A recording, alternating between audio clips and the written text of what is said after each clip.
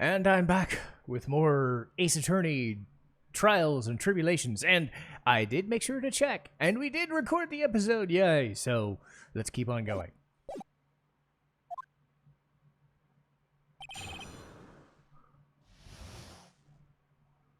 Alright.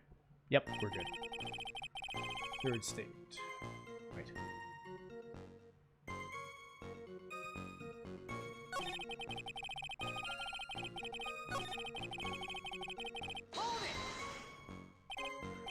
That? Could you please clarify what you're referring to? It's my Mask the Mask costume. Wait a moment. Huh? Did I forget to mention it? Just to be on the safe side, I dressed as Mask the Mask. And then I descended upon the office of CEO of KD Security. Nick, did you know about this? You never told us this. I don't recall him mentioning it. Even I didn't know that. Seems our little friend really does love to keep secrets. I'm sorry, I just never had a chance to mention it. Wait. That's not right. You know, things just slip my mind.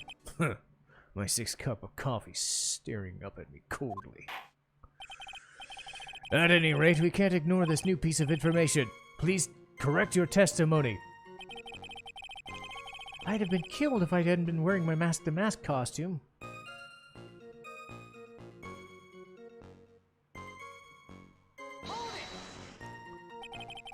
Why were you dressed up as Mask the Mask? Because I am him. What are you talking about? Mask the Mask's trial is being held in next door. I guess so. Anyway, at the time, I thought I was being blackmailed over the issue. So I thought I should just go as him just to be safe. And let me tell you, it's a real pain to move around with that cape. That's why it took a lot longer than expected. Took a lot longer? What's he talking about? What do you mean it took longer?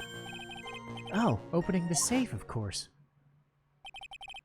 My cape got stuck in the safe door. This happens all the time when I was all happened while I was hiding his body. Back up a win it! Back up a win it. You're the one who hid the body in the safe? Well, yes. Inconceivable! Impossible! Why? What reason could you have? What were you thinking? Question. When does someone toss their dirty shorts in the washing machine? Oh, what? The answer's simple. When they take them off. As usual, I have no idea what you're saying. Do you mean that Mr. DeLite hid the body because he's the murderer? So you're not as stupid as you look.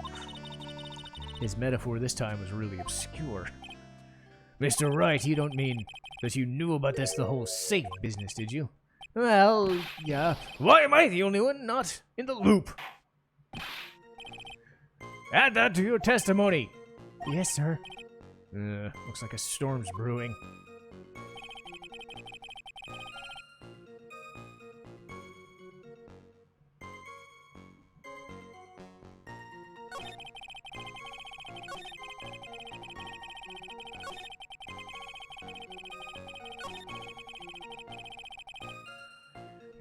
So, 5th statement.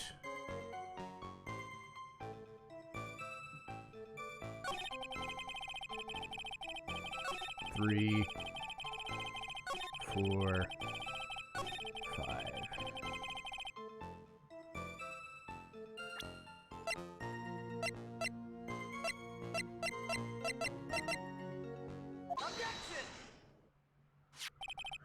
Your Honor, could you please take a look at this record? And what might that be? The record for the emergency buzzer that connects to CEO's office and securities. If the button in the office is pressed, a security team member is supposed to come running. And according to this record, the buzzer was pressed once. If Ron DeLite truly was the murderer, he would have ran as soon as the buzzer sounded. After all, a security guard would have been heading his way. Let's remember who we're dealing with here. He probably had no idea there were security personnel in the building. Up until 1 year ago, my client was working as a chief of security. There's no way he wouldn't have known about it. But as it turns out, the guard never came. It was nothing more than a coincidence. The fact that the guard was a pathetic loser who had just gotten punched in the face by his ex's new boyfriend and wasn't anywhere near the victim's vicinity could not have been something he would have known. Again, remember who we're dealing with here. It's a sure bet that Mr. DeLite didn't even notice the buzzer going off. This buzzer's extremely loud. There's no way he would have ignored it. If he had been conscious, that is. Conscious? What do you mean by that?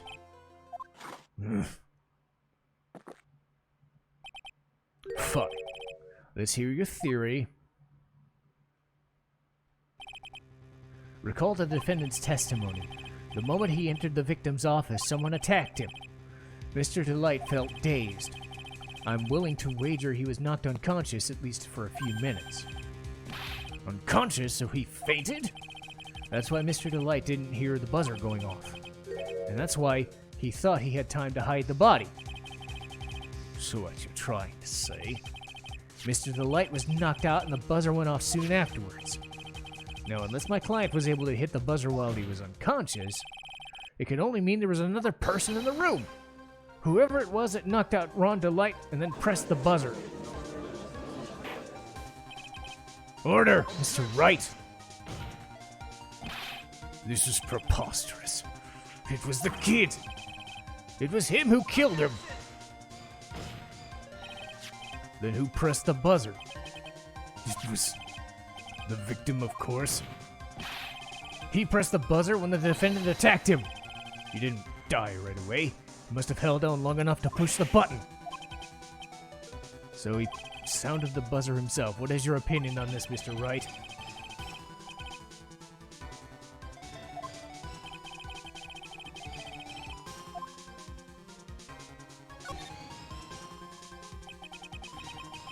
The defense's opinion is this, Your Honor. This piece of evidence proves that it wasn't the victim who sounded it.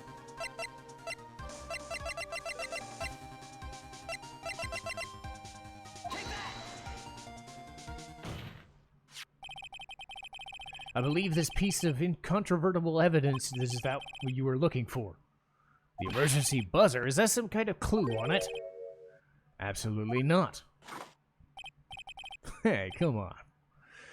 At least give some thought to what you say before you open your mouth. The fact that there are absolutely no clues is itself a clue. No, I'm the one who's clueless. This button has no fingerprints on it. If Mr. Bullard had really pressed it himself, naturally would have left fingerprints.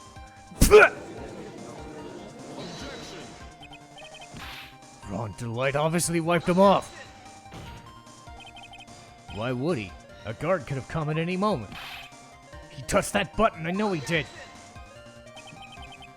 The defendant, Ron DeLite, was dressed as Mask to Mask. And Mask to Mask always wears gloves. What reason could he have to have wiped the button free of fingerprints? I can talk. Order! It would seem I've been forced to eat crow. I wonder what blend number crow-flavored coffee is. However, if the real killer was there on the scene, why would that person press the emergency buzzer?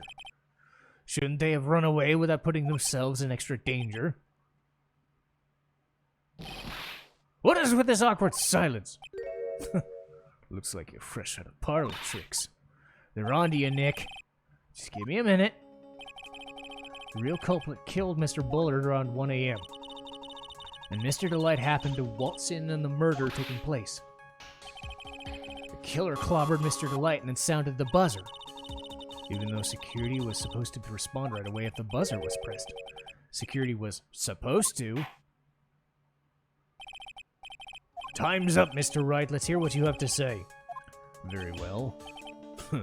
You've got guts. I like that. Why did the real killer not sound the emergency... Why did the real killer sound the emergency buzzer?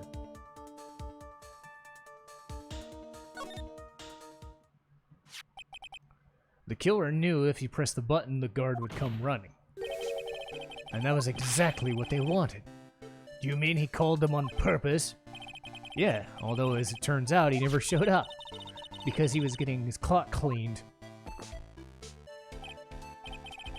What a touching story. You're saying the killer had a change of heart and called the guard to turn himself in? Nope. When the buzzer sounded, there were 3 people in the office. The victim, who was already dead, the defendant, Ron DeLite, who was on out cold, and the 3rd person, the real killer. Hypothetically, yes. Now then, in this situation, if the real killer made an escape, what would happen? The only ones left in the room would be the victim and Ron DeLite. And if my security guards came running in at the time, they would think I was the murderer. That's precisely the real objective. To frame Ron DeLite for the murder.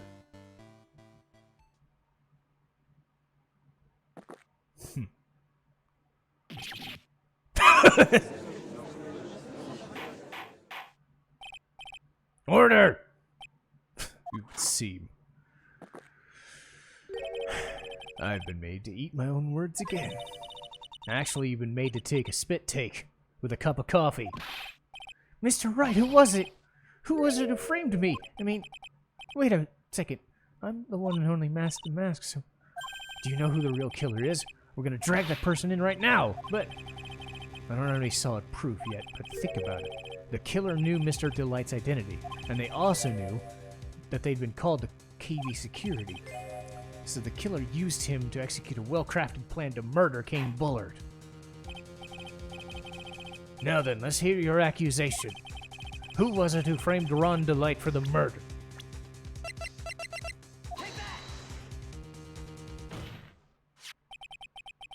Detective Luke Atme. He's the only one who could have done it.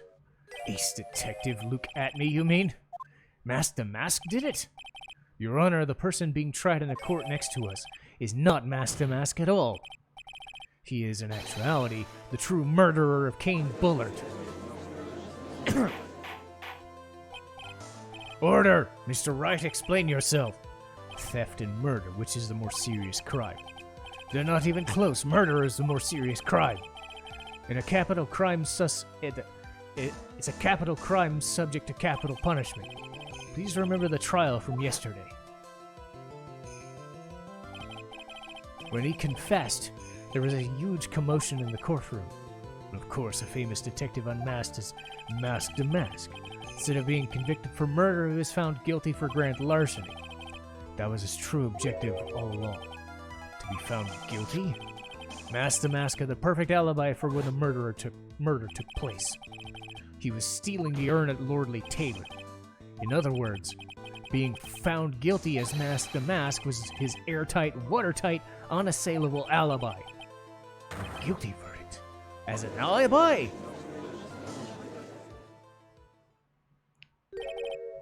You know, it's almost time for Luke Atme's verdict. It was a pretty simple trial, after all. If we're going to stop this trial and stall that one, we need to do it now.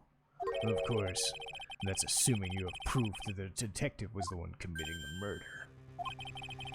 Mr. Look At Me's trial has indeed attracted the attention of the entire country. If we were to intrude and fail to provide an adequate proof of the crime, Mr. DeLite would be left with no grounds for appeal. Am I really sure about this? I bet it's only as good when your life's on the line. Mr. Wright, I believe in you. So, I'm begging you! Thanks, but my decision will determine the rest of your life. Can I really risk your life like this? Phoenix. What? Don't stray, Phoenix. For your client, take the path of trust.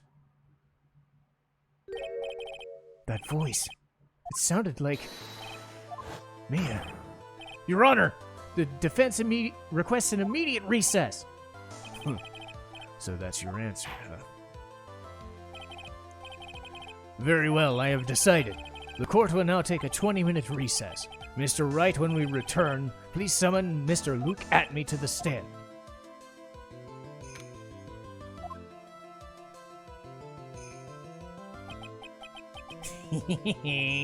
Well, Sir Detective Atme. I have to say, Mr. Payne, you performed splendidly. Oh no, you were the one who... That's enough. This court sees no reason to further prolong the trial. This court finds the defendant look at me. Wait! Don't hand your verdict down yet, just please. Well, sir lawyer, welcome to my courtroom. Who's this hoser, huh? My name's Phoenix Wright, attorney at law. I wish to file an accusation against this man Luke Atme. An accusation? You accuse Master Mask of what? This man is not Master Mask. He's just a ruthless murderer. What? Also, if you're wondering, that judge is the other judge's younger brother. We don't see him too often, but it is kind of cool. He's got a good old hockey beard. Okay.